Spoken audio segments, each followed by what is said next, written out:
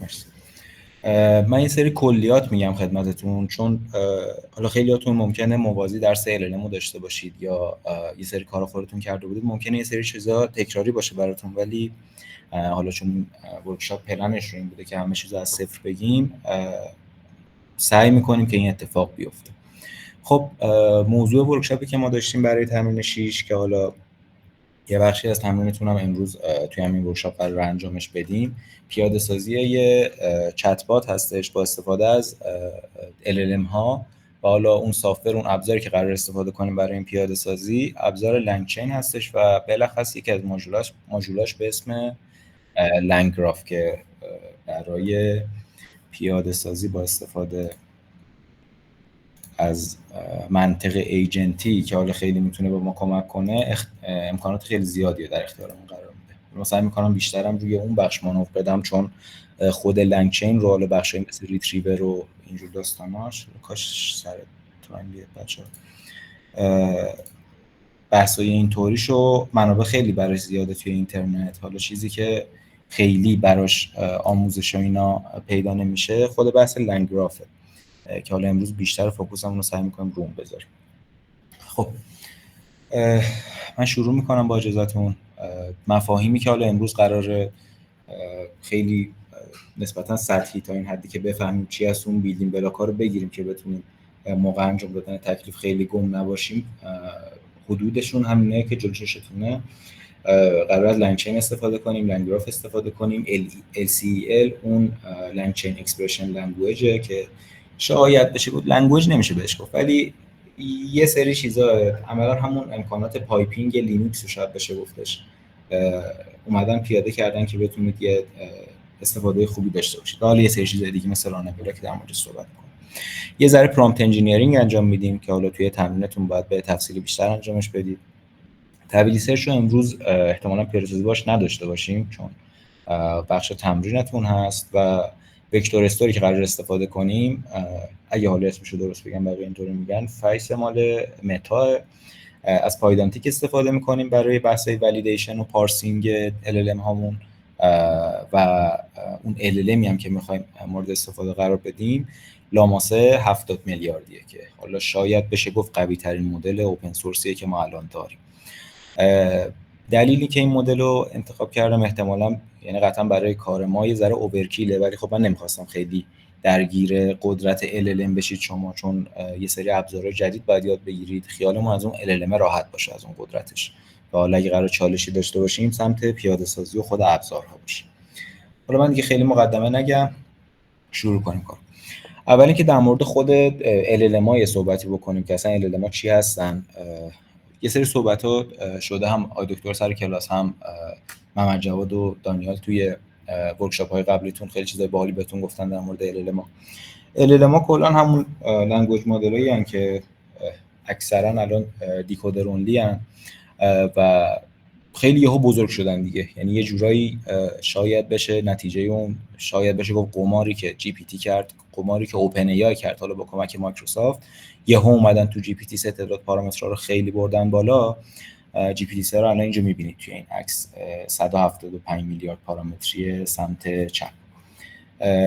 یه جورایی قماری که اینا انجام دادن باعث شد که به یه قابلیت‌های ما پیدا کنیم توی LLM ها که توقعش نداشتیم و اصلا برای اونا ترینشون نکرده بودیم و حالا رسیدیم به این استپی که الان هستیم. تقریبا توی خیلی از چیزا الان ببینید برای مثلا بخش‌های مختلفی مثل کلاسیفیکیشن توی همین کار خودمون داریم از LLM استفاده می‌کنیم، برای بحث‌های جنریشن داریم استفاده می‌کنیم و حالا خیلی به نظرم دیگه پوشیده نیست اهمیت LLM ها به هر کسی که تو این حوزه داره کار میکنه. تعداد پارامترها رو ببینید، عددهای خیلی وحشتناکه بچه‌ها، 530 میلیارد پارامتر. یعنی قبلا مدلایی که حالا خانواده مدلایی که قبل از اینا بودن، اگه برت رو در نظر بگیریم، برت لارج کمتر از 1 میلیارد پارامتر داشت تا جایی که خاطرم هست و الان میبینید که اینجا مدل مثلا 11 میلیارد پارامتری به عنوان مدل کوچیک یه جورایی داره ردبندی میشه توی این دنیا. یه ذره بیام جلوتر، اینا مدلای یه هوا جلوترن. جی پی تی 4 رو حالا رسما که کسی اعلام نکرده چقدر پارامتر داره، ولی حالا میگن احتمالاً میکسچر اف اکسپرت. این خود میکسچر اف اکسپرت یه تکنولوژی باحالیه، اگه دوست داشتید در موردش بخونید مال کاری نداریم باش اینجا. میگن احتمالاً 1.76 تریلیون پارامتر داره عدده رو. بچه‌ها صفراشو جلو خودتون بذارید یه بار می‌بینید چه عدد بزرگیه، چه عدد وحشتناکیه. مدل جمینای میگن احتمالاً بیشتر از 2 تریلیون داره. البته این یه ذره خیلی جدید نیست، ممکنه یه سری اطلاعات جدیدی اومده باشه، ولی این سایته که lifearchitect.ai که این پایین هستش، بعد منابع همه عکس‌ها هم بچه‌ها زیرش هستش، خواستید نگاه کنید. من اسلایدارم در اختیارتون قرار میدم بعد ورکشاپ. این سایت اگه حالا علاقه دارید به این موضوعا، استاتس‌های خیلی باحالی میده بهتون، یه سری تیبل‌های خیلی باحالی داره، یه سری عکسای اینطوری داره، اطلاعات خیلی جالبی هم برای من خیلی جذاب بود و جای دیگه‌ای ندیده بودم اینطوری بیان ارائه بدن خیلی از اطلاعات. بیایم تو لول بعدی. حالا یه سری از چیزاست، یه سری از مدل‌های دیگه است که حالا بعضیاشون اومدن بیرون، مثلا کلادس اوپوس اومد بیرون چند وقت پیش، جی پی تی 4 رو که خب داشتیم، جی پی تی 4 او رو داریم اینجا اون کنار. اولیمپوس فکر میکنم مال آمازون قرار بود باشه، یه چیزایی لیک شده بود و میبینید که اندازه ها داره وحشتناک میشه. اینا رو من دارم خدمتتون میگم از اهمیت اینا که یه ذره دستمون بیاد که LLM ها چقدر الان مهم شدن و اینقدری که داره هزینه میشه براشون، اینا احتمالاً حالا جایی هم نمیرن، حداقل برای همین سرمایه‌گذاری‌هایی که روشون شدن. قدرتشون هم که خب مشخصه. البته خب الان یه ترندی هم هستش که سعی میکنن LLM رو کوچیک‌تر کنن، قدرت بیشتر، یعنی لزوماً پارامتر بیشتر نشونه قدرت بیشتر نیست. مثلا همین لاماسه 8 میلیاردی که فکر کنم توی ورکشاپ دانیال تمرین دانیال و محمد جواد بود که باهاش کار کردید، اون مدل مثلا اون نسل قبلی 70 میلیاردی خود لامادا رو تو خیلی از چیزا زده، تو خیلی از بنچمارک ها زده. مدل 8 میلیاردی شاید مدل اون 540 میلیاردی که توی اسلاید قبلی دیدیم الان خیلی داره قوی تر ازش عمل میکنه. این صرفا هدفمون بزرگتر شدن نیست، گفتم این چیزا هم پیش نیاد، هدفمون قوی تر شدنه، ولی این تعداد پارامترها رو گفتم که یه حسی از اون تعداد جی پی یو و اینفراستراکچری که اینا نیاز دارن داشته باشیم که ببینیم چقدر اینا مهم شدن. خب وارد یه ذره دوباره مقدمات بیشتر فاصله بگیریم. امبدینگ ها رو بچه‌ها توی درس، حالا این ورکشاپ برای بچه‌های NLP دانشکده برای کامپیوتر دانشگاه تهرانه و شما همتون توی اون فصل‌های اول دکتر فعلی در مورد امبدینگ ها خیلی با تفصیل کاملی پوشش داده میشه. بچه‌ها ببخشید من همین میرم برمیگردم، کسی پشت در من با جزئیات خیلی زیادی میگن خدمتتون در مورد امبدینگ ها. ورد تو وک و گلوب فکر کنم تمرینم داشتید تو این داستانا. حالا من خیلی کلی بگم امبدینگ اصلا چیه، هدفش چیه، چرا ما این کار میکنیم. ما یه سری کلمه داریم، کلمه ها رو ما میخوایم ازشون رپرزنتیشن عددی گیر بیاریم، تبدیل کردن این کلمه ها به یه سری بردارهای معنادار که ما بتونیم توی مدلامون ازشون استفاده بکنیم. این میشه اون فرآیند امبد کردن تکست و مدلایی که این کارو انجام میدن بهشون میگن امبدر. این خروجیاشون هم بهشون میگن امبدینگ، یعنی وکتور امبدینگ یا وکتور رپرزنتیشن، حالا چیزای مختلفی بهشون میگن. خب امبدینگ های مختلفی بچه‌ها وجود داره، امبدرهای مختلفی وجود داره اگه درست‌تر بخوام بگم. حالا من چند تا از شاخصاشو آوردم اینجا براتون. این اسبرت مجموعه سنتنس ترانسفورمرز که خب یه تعداد خیلی خوبی مدل امبدر اونجا وجود داره، کیفیت نسبتا خوبی هم داره مخصوصا روی زبان انگلیسی و API هاشون هم خیلی بالغ شده دیگه، یه سری امکانات خوبی دارن و میتونید با اعتماد به نفس خوبی روی حداقل بالغ شدن اون ابزاره حساب باز کنید و استفاده کنید ازش. حالا خود امبدرها شاید اندازه کافی خوب نباشن یا امبدرهای بهتری اومده باشن. این خانواده BGE که این بالا سمت راست براتون گذاشتم امبدرهای خیلی جالبی ان، تکنولوژی مختلفی ازشون استفاده شده توی این امبدرها، حتی یه سری بحث‌های ریتریورزشون پیاده شده. اینا بچه‌ها یه جورایی اکسترا که با فضا بیشتر آشنا بشید توی تمرینی که ما داریم، امبدری که بتونید لازم استفاده کنید از همون امبدر دیفالتی که خود هاگینگ فیس داره. حتی لازم نیست اسم مدل هم بهش بدید. حالا توی این کدی که احتمالاً بعد از این بعد از این اسلایدها میریم سراغش، میتونید مثلا همون استفادهش کنید. لازم نیست خیلی درگیرش بشید. اینا همون عملاً اون پرانتزایی که اگه تکلیف رو نگاه کرده باشید، من این سری پرانتزا براتون باز کردم اونجا، یه سری چیزایی که توی تکلیف نیست ولی خیلی چیزای من چون خودم دوست دارم این زمینا رو، واقعا این چیزای قشنگی به نظرم میاد و شاید خیلی خالی از لطف نباشه. یه سری دونستن اینا یه سری لبه هایی میده به آدم، هم توی ریسرچش هم توی صنعت اگه بیرون بخواید مشغول باشید، خیلی باعث میشه که طور دیگه بتونید کار کنید. تکنولوژی دیگه‌ای هم هستن که یه جورایی شاید خونه همه اینا رو بتونیم هاگینگ فیس بدونیم الان. همه این تکنولوژیایی که حول و حوش اون اکوسیستم LLM اگه بخوایم بگیم، از امبدرها بگیرید تا خود LLM دیتا ستا، خیلی هاشون روی هاگینگ فیس دارن هست میشن. هاگینگ فیس یه دونه این پایین براتون گذاشتم لینکشو، یه دونه لیدربورد داره به اسم امتب. این یه سری بنچمارک اومدن طراحی کردن برای ایوالویت کردن، برای ارزیابی اون قدرت LLM ها. یه سری تسک‌های مختلف تعریف کردن. میان این مدل امبدر جدید که میاد، LLM گفتم خدمتتون، منظورم امبدر بود، اینو معذرت میخوام. امبدرهای جدیدی که میان حالا روی این بنچمارک ها تستاشو انجام میدن، ارزیابیاشو انجام میدن. توی این من اینو دیشب فکر کنم اسکرین شات گرفتم، این زیادی بالا پایین میشه. اینم حواستون باشه بچه، اونی که لزوما به شماره یکه اوریجش شماره یک باشه و بهترین گزینه برای کاربرد شما نیست. ببینید اون تسکی که دارید توی اون خود امتب اگه نگاه کنید، توی تبای مختلف تسک‌های مختلف رو نوشته. میتونید ببینید کدوم تسک به تسک مورد نظر شما نزدیک‌تره و اون استفاده بکنید برای، یعنی اطلاعات مربوط به اون، رنکینگ مربوط به اون استفاده کنید توی کار خودتون.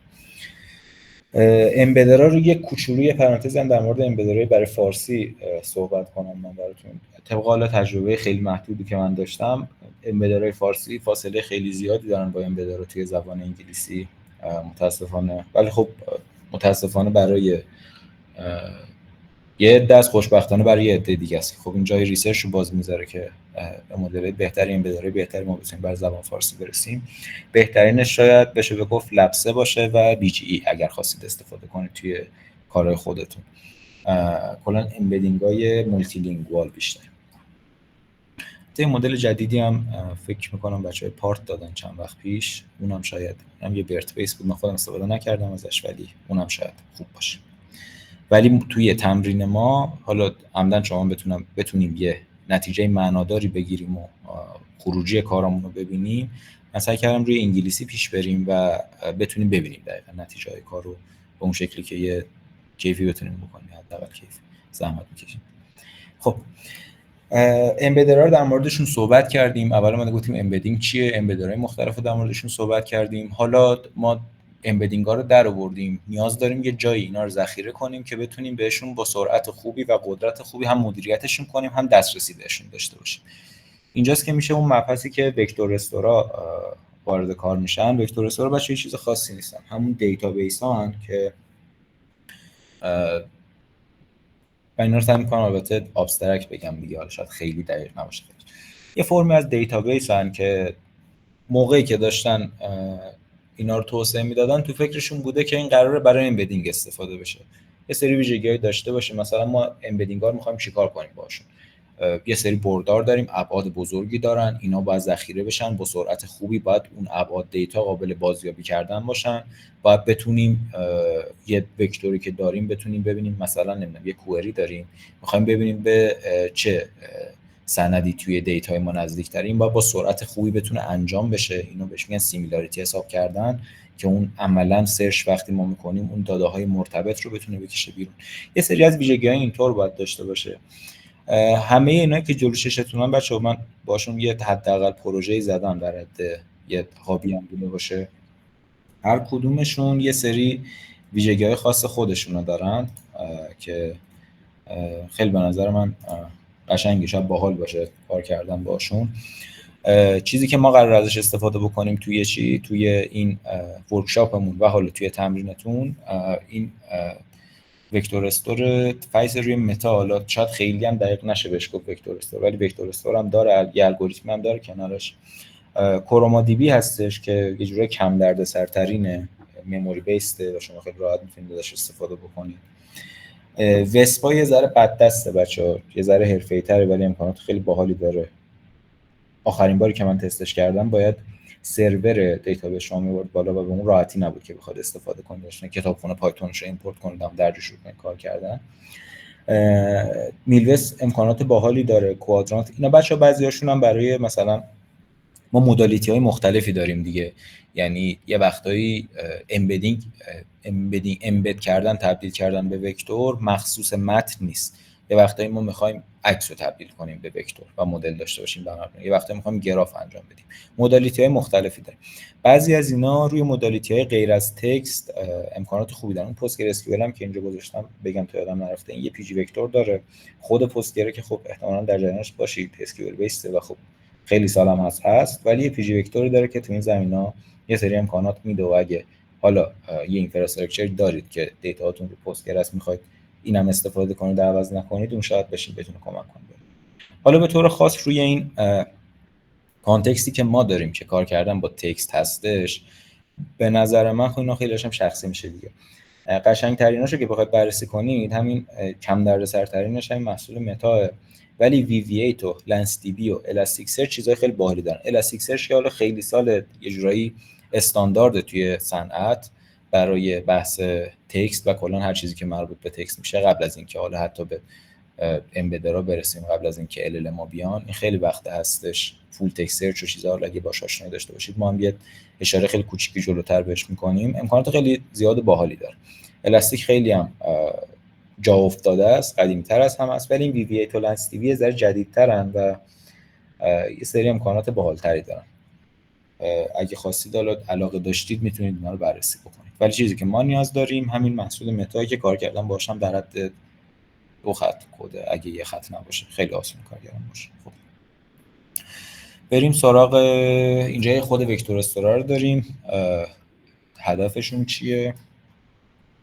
اجازه بدید من دوستتونم بگم اکسپتش کنم. خب ما خود وکتور استورا رو داریم.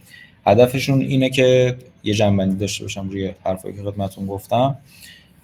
ما یه سری سورس داریم، یه سری دیتا داریم. دیتاهامون حالا توی کانتکست ما تکستن، جای مختلف میتونه باشه، کدای گیت هاب میتونه باشه، میتونه نمیدونم سابقه چت باشه، میتونه پی دی اف باشه، میتونه وب پیج باشه، مارک داون باشه، هر چیز.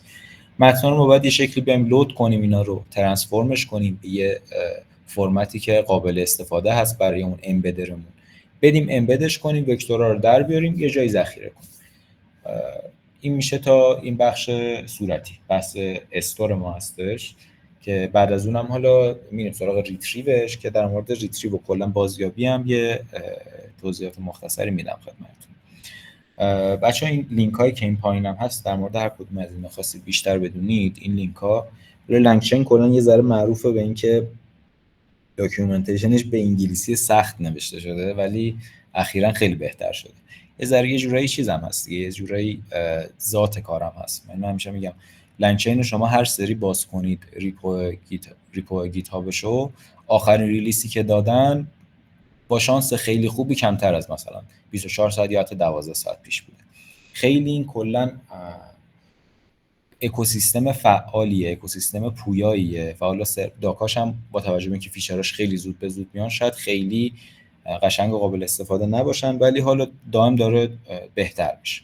الان خیلی از چیزاش مخصوصا این چیزای پایه‌ایش که الان در موردش صحبت می‌کنیم داکیومنتیشن خیلی خوبی براشون وجود داره، کما اینکه حالا توی میدیوم و یوتیوب و اینا هم دیگه تو دلتون بخواد در مورد اینا کورس میتونید پیدا کنید و اگه خواستید بیشتر یاد بگیرید ریزتر بشید روش.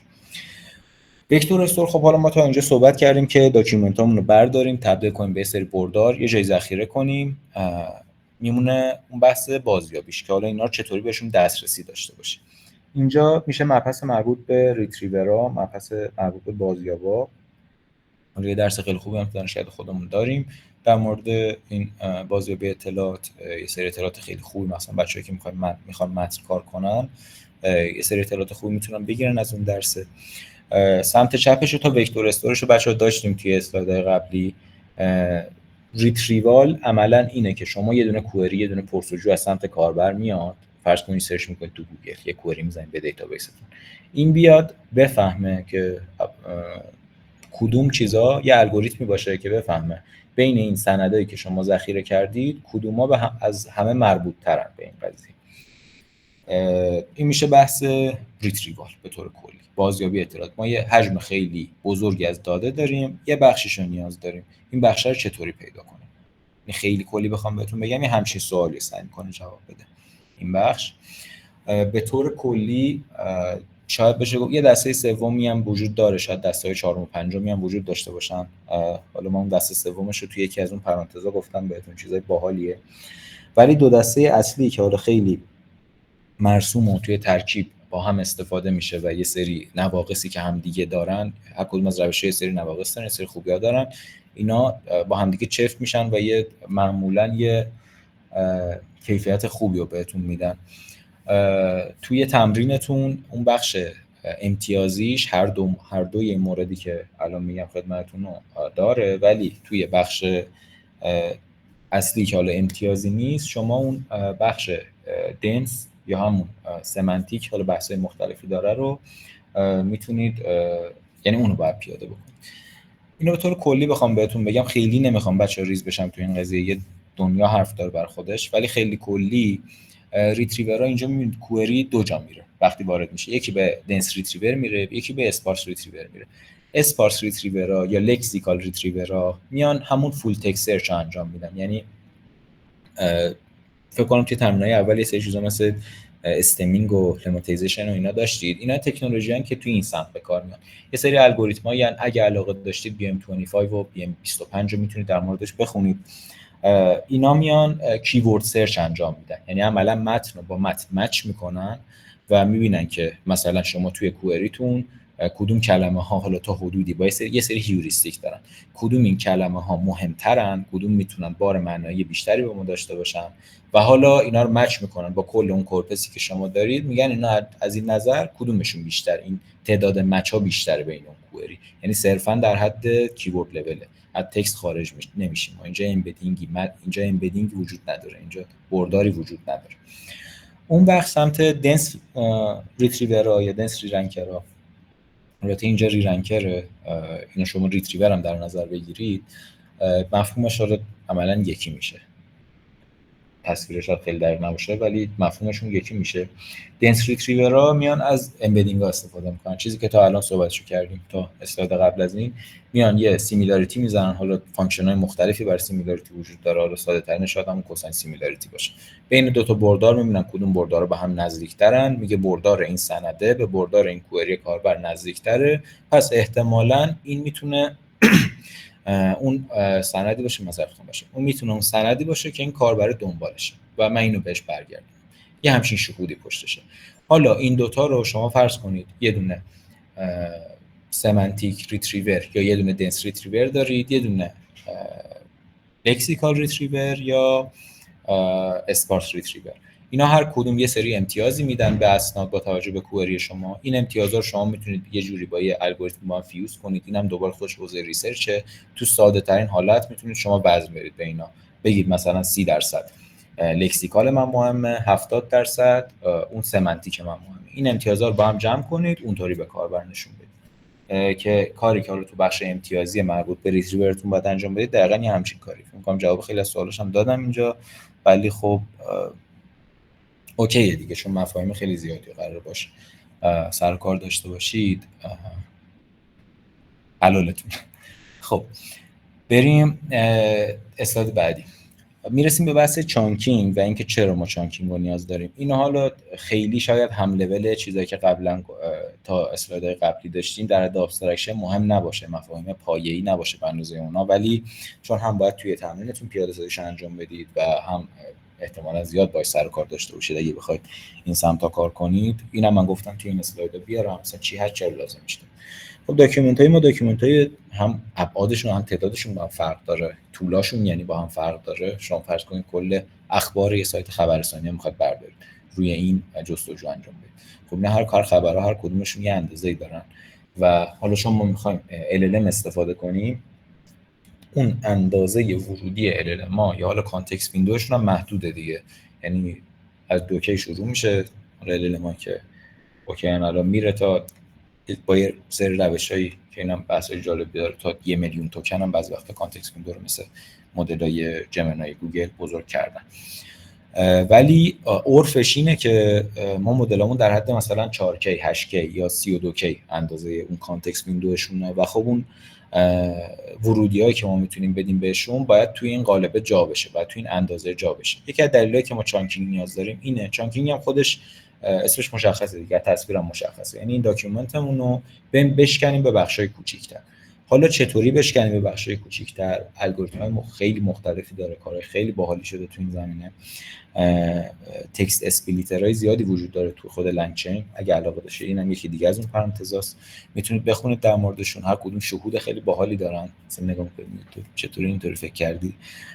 ولی چیزیش که خیلی معموله و معمولا هم خوب جواب میده بحث ریکرسیو تکست اسپلیتر یا همچین چیزی اسمش، حالا توی تمرینات هم دقیقاً هست. این شهودی داره، اینم سرچ کنید الگوریتمش میاد که چطوری این کار انجام میده. میاد میشکنه به بخشای کوچیک‌تر با توجه به سری هیوریستیکایی که داره. من توضیحاتش رو دقیق نمیگم چون یکی از سوالاتون رو فکر میکنم، ولی چیزای باحالی وجود داره تو این زمینه. خب پس گفتیم که اصلا چانکینگ چی هست، چرا لازمش داریم، هدف و خروجیش چی میتونه باشه برای ما. یکی از چیزهای دیگه هم که لازم داریم، ما وقتی ریتریو میکنیم بهتره برامون که مثلا نمیدونم داکیومنتامون بزرگن، داکیومنتامون مثلا 10 صفحه است، کاربر سوال میپرسه، سوال شما توی مثلا پاراگراف دومه، شما بیاد کل 10 صفحه رو برگردونید، خب برای LLM سخت میشه طرف بیاد، هم برای LLM سخت میشه. اصلا فرض کنید طرف سوال خودتون پرسیده، راحت‌تره وقتی پاراگراف دومیه که جواب داخلشه رو بدید بهش، یا 10 صفحه رو بدید بهش بگید توی این 10 صفحه است. یکی از شهودهای دیگه هم که پشتش همینه، البته این خودش یه ذره مشکل‌زا میشه. باید حواستون باشه که حالا اگه اینو کوچیک می‌کنیم چقدر کوچیک کنیم، چطوری کوچیک کنیم.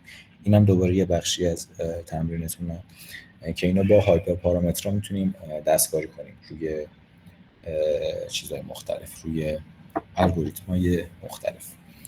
خب چانکینگ هم گفتیم، الان بریم سراغ. بچه‌ها من خیلی حرف زدم، تا اینجا سوالی چیزی نبود؟ من یه ذره آبم بخورم. خوب همه چی؟ صدامو دارید؟ اوکیه.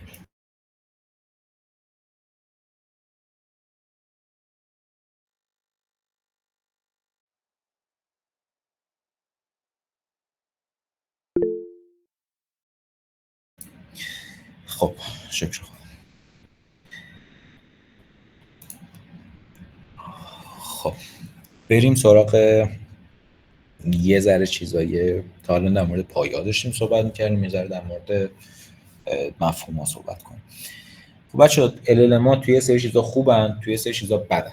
یه سری چیزایی که هم خوبی‌ها هم بدی‌ها، یه سریاش برمیگرده به نوعی که اینا ترین شدن، یه سریاش برمیگرده به آرشیتکچرشون، یه سریاش هم برمیگرده مثلا به ذات اون تکنولوژی. خب یه سری محدودیت‌ها داره مثل هر تکنولوژی دیگه. LLM‌ها توی چیا خوبن؟ توی تکست جنریشن خوبن. خب یه چیزی بود که خیلی چالش بود توی NLP تا قبل از اینا و یه جهش خیلی بزرگی داشت وقتی اینا اومدن. بحث ریزنینگ رو دارن که اینم جزء یک از چیزایی بود که من قبل‌تر گفتم که اومدن تعداد پارامترها رو زیاد کردن. اصلا این سری چیزایی که دنبالش نبودن یهو ایمرج کردن، اصلا لفظش میشه ایمرجنس میگن بهش. همون بحث فیو شات لرنینگ و اینا چیزایی نبود که LLM به خاطرش ترین شده باشه. اینا چیزایی بود که یهو ظهور کرد، تعداد پارامترها و توکن‌های جایی رفت بالاتر. بحث ریزنینگ بود، سامریزیشن که خلاصه کردن مطلب از، پارافریزینگه که شما یه مطلبی بهش بدید این بتونه به شکل دیگه براتون بنویسه. بحث دیتا استراکشن فرام کانتکست هم هست که حالا شما یه پاراگرافی بهش بدید، یه جوری مثلا کوئسچن انسرینگ میتونه توی این بخش قرار بگیره، بهش ازش سوال بپرسید از این پاراگراف و حالا ازش بخواد که جوابشو بهتون. در مورد یه سری چیزا بدن بچه‌ها ما یکی از چیزایی که یکم مشکلاتی که خیلی دارن که البته راه حلایی براش دادن، مثلا بینگو استفاده میکنیم، دسترسی به سرچ انجین دارن که توی این تمرین خودمون هم ما سعی داریم که همچین کاری بکنیم. یکی اینکه اینا دیتاهای جدید رو نمیفهمن، یعنی جی پی تی رو حالا جدیدن دوباره ریترنش کردن، ولی اوایل که اومده بود ازش مثلا رئیس جمهور ایران میپرسیدید فکر می‌کنم میگفت روحانی، چون تا 2021 فکر می‌کنم چیز شده بود، ترین شده بود، دادای ترنش تا اون موقع بودن. این مشکل ذات تکنولوژیه، چون LLM ها خیلی بزرگن، تعداد پارامترشون رو دیدیم، ترین کردنشون خیلی هزینه بره. ما نمیتونیم بیایم مثلا هفته یه دونه LLM ترین کنیم که اطلاعات جدید داشته باشه، مثلا ترین کردنشون زمانش کلی طول میکشه، تا بیایم مثلا ممکنه چند ماه طول بکشه. همین الان لاماسایی که دادن چندین ماه روی کلاسترهای چند ده هزار تایی بهترین جی پی آی که شاید به تعداد انگشتای دستی ایران نباشه داشتن ترینش میکردن، که همچین چیزی در اومد و حالا یه وریشن جلوترش هم هنوز دارن ترین میکنن، 400 خورده میگیره، هنوز نتونستن بدن بیرون. پس اینی که ما بخوایم برای اطلاعات جدید اینا رو دائم دوباره ترین کنیم، خب این بحث منتفیه، منطقی نیست اصلا، نمیشه. مورد دومی که اینا توش مشکل دارن و یه جورایی ضعیفن، دونستن در مورد دیتاهای ما، که حالا این دیتاها میتونه کالچر ما باشه، فرهنگ ما باشه. من این پیپری میخوندم اخیراً، یه چیز باحالی بود، ازش پرسیده بود که من مسلمونم، افطار کردم، خیلی روز گرمی بوده، بعد افطار چی میچسبه؟ مثلا بهش گفته بود ویسکی و اسکاش. سلطان من چیزا مثلا مسلمونم. یه سری چیزای اینطوری هم میتونه بحث کالچری باشه، هم میتونه مثلا شما یه سری قوانین داخلی داشته باشید توی شرکت خودتون، با استفاده از اونها بخواید جواب بدید، بخواید مثلا کاستومر ساپورت داشته باشید، پشتیبانی مشتریان داشته باشید. خب این بعد قانونهای شما رو بدونه، مثلا اگه گارانتی دارید گارانتیتون چند ماه هست. یه سری چیزای اینطوری که دیتاهایی که اسپسیفیکن توی کار ما، یعنی اینجا دیگه جدید بودن دیتا صرفا مد نظر نیست، اینی که ما بخوایم چطوری جواب بدیم. بحث سومش هلوسینیشن بچه‌ها، که اینم یه بخش امتیازی تمرینتون بود، یه شهود خیلی قشنگی هم داشت، ولی خب حذفش کردیم چون دیگه خیلی طولانی میشد دیگه. هلوسینیشن به این مسئله میگن که LLM وقتی یه چیزی رو بلد نیست بیاد از خودش شروع کنه توهم بزنه دیگه، یعنی مثلا فکر کنم ترجمهش بشه همون یه چیزی تو این حال و هوا، و اینقدر قشنگ برای شما توضیح بده که خیلی وقتا قانع بشین، یعنی خیلی قانع کننده بهتون دروغ بگه، برای اینکه هدفش این بوده که شما رو خوشحال کنه. این مشکلی هستش که خیلی حالا به حاشیه هم برد LLM رو و شرکتایی که LLM رو داشتن میدادن، و خب این مشکل هنوزم اوپن ریسرچ، خیلی کارو براش کردن ولی هنوزم حل نشده این قضیه. هلوسینیشن توی کار ما چی میشه؟ حالا اون اگه ما می‌خواستیم پیاده کنیم این بود که آقا ما یه کانتکستی در میاریم، اوکی LLM رو مجهز کردیم به داده‌های داخلیمون، خب یعنی داده‌های داخلیمون رو بهش دادیم، گفتیم با استفاده از این تولید کن جوابو. حالا چه گارانتی وجود داره که این با استفاده از این داده‌ها بیاد تولید بکنه جوابو، دوباره نره خودش تولید بکنه یه چیزی که واقعیت نداره؟ مثلا فرض کنید شما همون مثال گارانتی محصولات، یکی بیاد ازش بپرسه مثلا این گارانتی فلان محصول چیه، این تو داده‌های ترن قبلی خودش این محصولای شرکت دیگه داشته باشه، شما هم کانتکست خودتون رو بهش داده باشید، از کجا معلوم که این روی کانتکست شما جواب بده، نره رو داده‌های خودش جواب بده؟ حالا علم‌های جدید بهتر شدن ها، یعنی اون گراونددنس میگن، گراونددنس به کانتکست میگن بهش، این توشون خیلی بهتر شده، راه حلایی اومده برای این، ولی مشکلیه که هنوز هست. آخری هم ریممبرینگ لانگ تیل اینفورمیشنه، که چون اینا بچه‌ها هر توکنی که LLM تولید می‌کنه یه ذره تخصصی میشه، من سعی می‌کنم این نگه دارم که زیاد وارد نشم، خیلی هم این نباشه که هیچی مشخص نباشه. اینا هر توکنی که میخوان تولید بکنن یه دونه توزیع احتمال دارن دیگه، بعد از این احتمال میان حالا با هر روشی که اون الگوریتم دیکودینگشون هست سامپل میگیرن، یه توکن تولید میکنن و به شما نشون میدن به عنوان خروج. یه کلمه پول توکن مثلا توکن آشنایید دیگه، یه توکن به شما تولید میکنن. یه سری توکن ها هستن که ممکنه جواب درست باشن، LLM با اون سمسو باید که جواب درست بده، ولی انقدر تو داده‌های ترین کم بودن اینا افتادن اون ته دیستریبیوشن، چیزشون کمه، اون احتمالشون کمه، یعنی میشن اون اینفورمیشنی که به تعداد کافی تکرار نشدن توی اون داده هایی که LLM روش پری ترین شده. و LLM خب مشکل داره توی یادآوری اینا، ممکنه یکی از دلایل هلوسینیشن همین باشه یعنی یه جوابی وجود داشته باشه برای اون سوال که بتونه جواب اون سوال شه، ولی جواب درست نباشه، ولی بیشتر تکرار شده باشه توی داده‌های که LLM روش ترین شده. این دوباره مشکل‌زا میشه که این مشکل هم می‌خوایم برطرفش کنیم با کارهایی که می‌خوایم توی این تمرین انجام بدیم و با تکنولوژی که بعد از این به معرفیش بپردازیم. چت باتی که ما می‌خوایم داشته باشیم، می‌خوایم مشکل‌ها رو نداشته باشه دیگه. می‌خوایم اطلاعات اخیر رو داشته باشه، به روز باشه.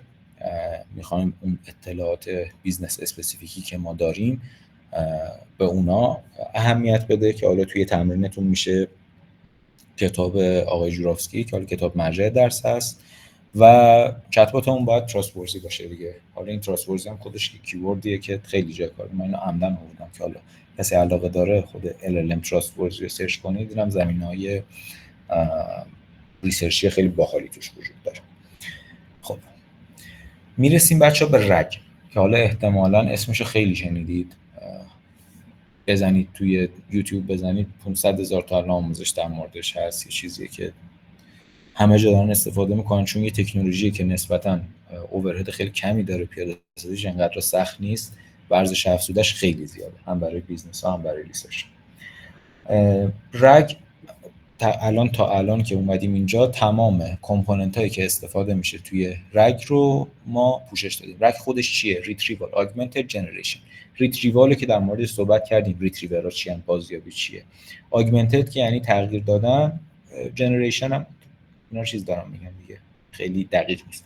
جنریشن مفهوم بیشتر برسونم. جنریشن هم میشه تولید، یعنی عملا ما بخوایم تولید LLM رو، اون چیزی که LLM ها تولید میکنن، اون جوابی که به ما میدن و تغییر بدیم با یه سری داده هایی که بازیابیشون میکنیم، ریتریوشون میکنیم. این میشه رگ. سمت چپ این تصویر بچه‌ها از وکتور استوری که اون وسطه بگیرید برید سمت چپش، دقیقاً چیزیه که ما در مورد وکتور استورا تا الان صحبت کردیم باشه. ما یه سری دیتا میگیریم، از این پایین A رو در نظر بگیرید. ما یه سری دیتا میگیریم، را دیتا سورسمونه، میتونه PDF باشه، میتونه کتاب باشه، هر چیزی باشه. دیتا رو میگیریم، یه سری اطلاعات ازش استخراج میکنیم، چانکینگش میکنیم، تیکه تیکش میکنیم، امبدینگاشو در میاریم، میریزیم تو اون وکتور دیتابیس. حالا کوئری کاربر که میاد، به جای اینکه مستقیم ما بدیم به LLM بگیم جواب این کوئری چیه که حالا مشکلات هلوسینیشن، مشکلات لانگ تیل اینفورمیشن، مشکلات اطلاعات اخبار جدید اینا پیش نیاد، خودش جواب نده، ما میایم کوئری رو اول سرچ میکنیم روی این دیتابیس خودمون، روی این وکتور استور خودمون، یه سری چیزایی که فکر میکنیم جواب باشه رو در میاریم، به همراه کوئری میدیم به LLM. خب میگیم آقا این سوالیه که کاربر از ما پرسیده، اینا هم میتونن جواب باشه، یعنی جواب ممکنه توی اینا باشه، حالا با توجه به اینا شما جواب بده. این میشه کل بحثی که توی رگ وجود داره. خب بچه‌ها من یه فیدبکی بگیرم ازتون تا اینجا اوکی؟ همه چی؟ سوالی، بحثی، سوالی چیزی دارید بچه‌ها بپرسید. یعنی اون 3 ساعتی که ما در نظر گرفتیم سوالا هم توش در نظر گرفته شده تو زمانش.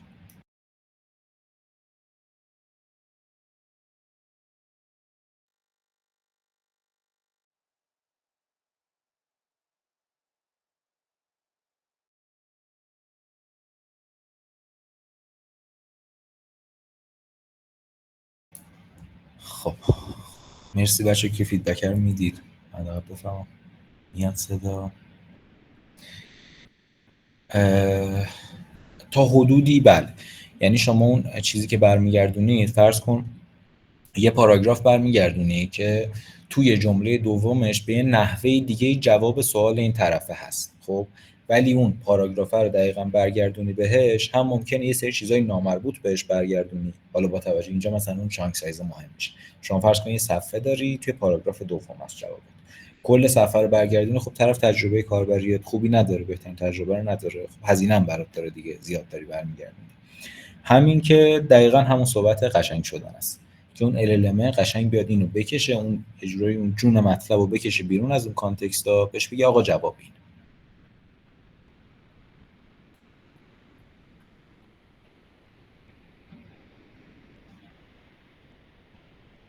جواب سوالتون گرفتید آقای هاشمی؟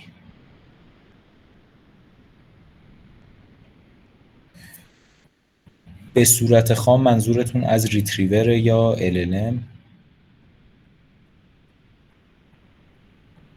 LLM چرا؟ به صورت خام میتونید همین چت جی پی تی که شما سایتش رو باز میکنید، باشه من یه میت جدیدم باز بکنم، همین چت جی پی تی که باز میکنید ازش سوال میپرسید، این جوابای خام LLM ها. هر LLM دیگه که حالا جلوتر میبینیم LLM ها رو میاریم تو، باشون صحبت میکنیم، بهشون پرامپت میزنیم، خامم چرا راحت میتونن جواب بدن، اگه البته چت مدل باشن دقیق‌تر بخوام بگم.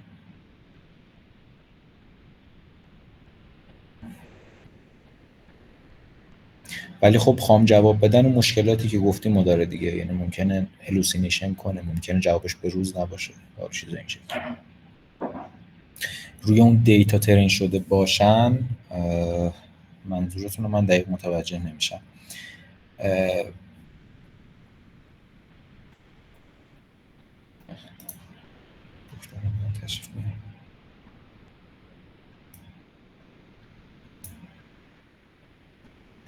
روی اون دیتا لزومی نداره که ترین شده باشن.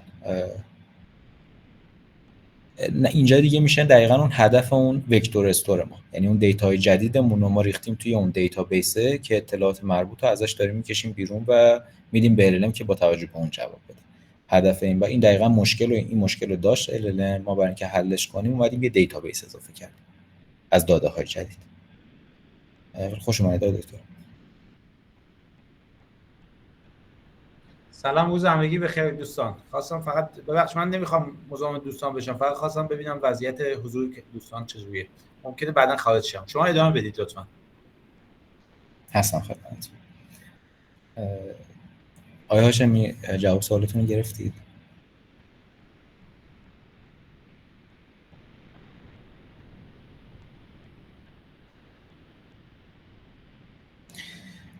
حالا اگه قبلا اون دیتا رو دیده باشه میتونه جوابی خوبی بده. بله اگه اون دیتا رو دیده باشه که خب میتونه احتمالاً جواب خوبی بده، ولی ما نمیخوایم اعتماد کنیم عملا به اون قضیه. یه وقتایی هستش ندیده، یه وقتایی هم هستش دیده. ما حالا میخوایم اون یه جورایی مطمئن‌تر بشیم از اینکه جواب درست رو میده. یکی از وقتایی که میتونیم از رگ استفاده کنیم با وکتور استرون میتونه این باشه. خواهش میکنم سلامت باشید. خب بریم ادامه کار. خب در مورد خود رگ بچه‌ها صحبت کردیم که چی هستش، کامپوننتاش چیا بودن جدا و اینکه چرا ما اصلا همچین چیزی لازم داریم. حالا یکم در مورد خود لنگ چین صحبت کنیم. لنگ چین بچه‌ها چیزی نیستش، شاید خیلی کلی بخوایم در موردش صحبت کنیم. یه سری رپر با دبلیو، یعنی یه سری پوسته است دور یه سری تکنولوژی‌های دیگه که شما رو میاره توی دنیای استانداردی که اگه بر مبنای اون بیاید کداتون رو بزنید، اپلیکیشناتون رو پیاده کنید، اون اپلیکیشن ها خیلی راحت هم میتونید تغییرشون بدید، هم خیلی از پیچیدگی های ابزارهایی که اون زیر هستن، مثلا اون دیتابیس هایی که خدمتتون نشون دادم، اینا هر کدوم یه سری ابزارهای، یه سری فانکشن های مختلفی دارن. مثلا اون فانکشنی که شما اون دیتاهای مرتبط رو از داخل اون وکتور استور میتونید بکشید بیرون، میتونه اسمش فرق بکنه توی این دیتاهای مختلف، توی این وکتور استورهای مختلف. حالا لنگ چین یکی از کارهایی که میاد میکنه، مثلا این اسما رو برای شما تا حد امکان یکی میکنه، یعنی یه سری ابسترکشن، یه لایه ابسترکشن میده. یه سری چیزا هم خودش داره مثل LCL و مثل ران بلاک که جلوتر در موردش صحبت می‌کنیم، ولی ذاتش شاید بشه گفت با اون شروع شد حداقل، چون من لنگ چین رو تقریبا از همون اوایل شروعش داشتم استفادهش می‌کردم. چیزی که شروع شد و یعنی ریشش بود همون بحث بود. ماژول‌های مختلفی داره بچه‌ها، لودرهای مختلف داره. لودر کارش چیه؟ لودر اینه که همونجوری که صحبتشو کردیم، تکست میتونه توی انواع مختلفی از داکیومنت وجود داشته باشه. میتونه فایل ورد باشه، میتونه PDF باشه، میتونه پیج HTML باشه که حالا مثلا وبسایت ها باشن، از هزار جات میتونه بیاد. این لودرها کارشون اینه که بیان یه جورایی اون ابسترکشن رو برای شما انجام بدن. مثلا ببینید ما توی این کدی که حالا بعد از این ران میکنیم از وب لودر، از وب پیج لودراش استفاده میکنیم. شما قرار از PDF لودراش استفاده کنید و استفاده ازش به راحتی مثلا 2 خط کده، و اگه اینا رو خودتون بخواید دستی پیاده کنید واقعا انقدر راحت نیست. این چیزایی هستش که لنگ چین در اختیارتون قرار میده. ترانسفورمر داره، که مثلا همون چانکینگی که در موردش صحبت کردیم میتونه توی این بخش قرار بگیره. مدل‌های امبدینگ و خود امبدینگ‌ها رو نداره، ولی اون اینترفیس و اون راه ارتباطی استاندارد باهاش برای شما قرار میده. وکتور استورار داره، اینتگریشن و یک پارچه سازی با وکتور استورار مختلفو داره که در موردشون صحبت کردیم. روش‌های مختلف ریتریور توش وجود داره که حالا در مورد هم اسپارس صحبت کردیم، هم دنس صحبت کردیم که حالا توی تمرینتون هم بخش امتیازش این هست، میتونید از اون انسامبل ریتریورش استفاده بکنید. بحث ایجنت ها و تولزاش هست که حالا ما به یه شکلی توی اون لنگرافمون قرار ازش استفاده کنیم. مموری هستش که خیلی من دوست داشتم میتونستم جاش بدم توی این تکلیفمون و یه جورایی خیلی پیشرفته تر کنم اون چت‌باتمون رو که حالا واقعا جا نمیشد. بحث خود چینا هست که حالا هم با مثال هم با توضیحات جلوتر بعد از همین اسلایدها وقتی رفتیم سمت کد در موردشون صحبت میکنیم. و این طرف هم بحث مدل آیو هستش که عملا اجزای تشکیل دهنده هر کدوم از این چین هست که کی میشه پرامپت میشه بچه اون متنی که شما به عنوان ورودی میدید به LLM، خود لنگویج مدل‌ها که همون LLM و آوتپوت پارسرها. آوتپوت پارسرها این هم جلوتر در موردش با کد با جزئیات صحبت میکنیم، ولی هدفشون اینه که خروجی‌های LLM خیلی قابل کنترل نیستن و ممکنه شکل‌های مختلفی داشته باشن. ما اینو چطوری هندل کنیم؟ چون اپلیکیشنی که ما می‌نویسیم اپلیکیشنی که کد دیگه، یعنی ایف و الس، نمیتونید شما هر چیزی بگید حالا درسته مثلا شما چشمی به عنوان انسان بخونید ببینید آقا این داره درست میگه، ولی اون فرمت خیلی مهمه که فرمت درست باشه که اپلیکیشن ما بفهمتش. حالا هر کدوم از اینا بخشای اصلیشو بچه‌ها اگه متوجه نشدید، حالا هم من دارم ریکورد می‌کنم ان شاءالله که مشکلی پیش نیاد، بعدا میتونید برگردید ببینید. هم منابع برای زیاده توی اینترنت، هم جلوتر با کد بررسیش می‌کنیم ان شاءالله اونجا یه ذره بیشتر دیمیستیفای میشه، اون چیزش میره، اون رمزآلود بودنش کمتر میشه. خب اینم من دیدم جدیداً سایت لنگچین گذاشته، یه چیز خیلی خوشگلیه، این خیلی عمده قشنگیه. صرفا من اینجا آوردم که لنگچین رو شما یاد بگیرید. لنگچین خودش فقط یه ابزار نیست، یه اکوسیستم. لنگسرو داره، لنگ اسمیث رو داره. لنگسرو برای اینه که حالا اپلیکیشناتون شما آوردید بالا، ما الان توی کلاب داریم کار می‌کنیم، اینو بخواید ببرید توی صنعت، اینو چطوری سروش کنید روی سرورهای واقعی. لنگ اسمیث برای بحث دیباگینگ و برای بحث لاگ انداختن، مانیتورینگ و اینا که روی سیستمتون آورد بالا، این چطوری کار می‌کنه. اینا بچه‌ها از اسکوپ تمرین ما خارجه، ولی اینو من صرفا آوردم. اگه خواستید میتونید دقیق‌تر اینا رو بخونید توی همون صفحه هوم پیج خود لنگچین، اینجا من میکشم گوشتم براتون.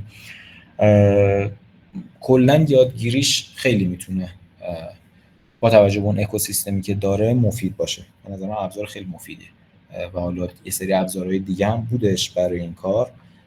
دلیلی که من لنگچین رو استفاده کردم براتون، یکی از مهمترین دلیلاش همین اکوسیستم بزرگی که داره. یعنی به احتمال خیلی زیادی شما بخواید هر کاری بکنید دستتون بسته نیستش توی جلوتر ان شاءالله. بچه‌ها ببخشید هستم خدمت. من یه پرانتز باز کنم چون گفتی لنگچین، خواستم اینو بچه‌ها بگم. الان من چند تا پروژه واقعی تو صنعت تو زمینه چت بات ها فعالم. یکیشون خودمون مجری هستیم، یک چند جا مشاورم. همیشه لنگچین یکی از آپشن‌های مهم صنعت الان. البته نمیگم رقیب نداره، مثلا لاما ایندکس هم یه جوریه، ولی به خاطر کامیونیتی خیلی قوی که هم تو کار رمیزاده فرمودن، لنگچین یک بازار بسیار قدرتمندی داره و در دنیا حالا راجع به عدد چیزش هم بد نیست بگید آقای رمیزاده اگه دارید میزان مشارکت هاش، فکر کنم تو کتابش هست، نه؟ در استار گیتابش رو میفرمایید. آره استار و چیزاشه، آره میزان کلابوریشنش. به هر حال همیشه جزء خیلی بالا، البته نمیگم بهترینه، ولی کامیونیتیش خیلی قویه. لزوما هم شما موقعی که تو صنعت کار میکنید همیشه آخری نمیخواد استفاده کنید، اون میخواد استفاده کنید که استیبل تره و این به نظر من جزء خیلی خوب‌های. و حالا مستقل از حتی خوبیش هم اینه که بعضی وقتا ایده های خیلی خوبی داره، حتی خودتون بخواید کد بزنید ایده هاشو میشه به راحتی زد. اینم بگم این بعضی وقتا ممکنه خود لنگچین مستقیم استفاده نکنه، ولی آنقدر اینا ایده های جالبی توش پیاده‌سازی شده. خواستم اینو بگم که جزء آپشن های خیلی قویه که توی این پروژه صنعتی میشه استفاده کرد. چون آقای رحیم‌زاده توضیح دادن گفتم. موفق باشید. دقیقاً. ممنونم از توضیحاتتون آقای دکتر. همونطوری که دکتر فرمودن، حالا یکی از آلترناتیوهایی که من خیلی جدی بررسیش کردم همون لاما ایندکس بود که اونم یه سری جا واقعا بهتر از لنگچین، ولی اوورال حالا من راحت‌تر بودم که چون لنگ گراف رو می‌خواستیم استفاده کنیم اومدیم سمت لنگچین. همونطور که آقای دکتر فرمودن بچه‌ها میتونید ریپوی گیت هابش من براتون باز کردم، ببینید این 87000 تا استار داره. برای یه تکنولوژی، برای یه کتابخونه‌ای که کمتر از شاید یک سال و نیمه پا گرفته و برای یه تکنولوژی که کمتر از 2 سال اومده اینطوری توی مارکت، این 87000 تا حالا توی احتمالاً همتون دست به کد برنامه‌نویس هستید دیگه، 87000 خیلی عدد زیادیه برای استارا و خب خیلی ممنونم که از آقای دکتر که این نکته رو یادآوری کردن. خودش میتونه یکی از اون هیوریستیکایی باشه که از اهمیت این ابزار برای ما بگه.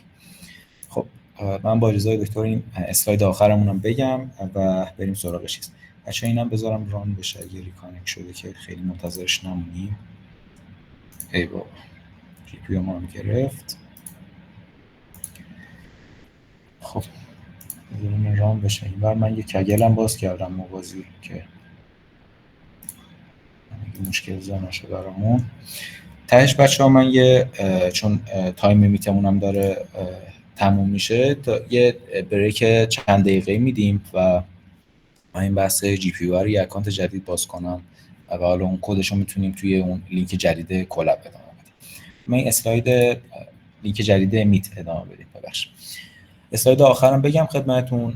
شاید اون گل کاری که ما امروز میخوایم استفاده کنیم لنگرافه. لنگراف یه ابزاریه که برای پیاده سازی سیستم‌های ایجنت بیس عملاً خیلی زیاد داره استفاده میشه و این شکلی هم که ما الان چت باتمون رو پیاده کردیم یه شکلی از ایجنت بیس داره. حالا به شکل خیلی سادهش یه گرافی در اختیار شما قرار میده، اونطور که از اسمش پیداست. یه سری نود داره، یه سری یال داره. نودا میشه استیت‌های مختلفی که ما میتونیم داشته باشیم و یا حالا ایجنت و ابزارهای مختلفی که داشته باشیم و یال‌ها کاندیشن‌هایی که ما بین این نودها و گره‌ها عملاً جابجا میشیم. اینو بچه‌ها با مثال جلوتر یه اپلیکیشن پیاده می‌کنیم، دقیقاً می‌بینیم باشه. من بیشتر تمرکزم روی بخش کد می‌خوام روی این بخش باشه. کلیاتش رو گفتم که در جریان باشیم که چی هستش. بچه‌ها من با اجازهتون این لینک میتم چون تا کمتر از بکنم 5 دقیقه دیگه از 1 ساعتش مونده باشه من اینو میبندم. اون بحث جی پی یو کلابم اوکی میکنم. یه استراحت در 10 دقیقه یه ربع داشته باشیم اگه موافق باشید و برگردیم توی لینک جدید که من میفرستم خدمتتون. موردی نیستش؟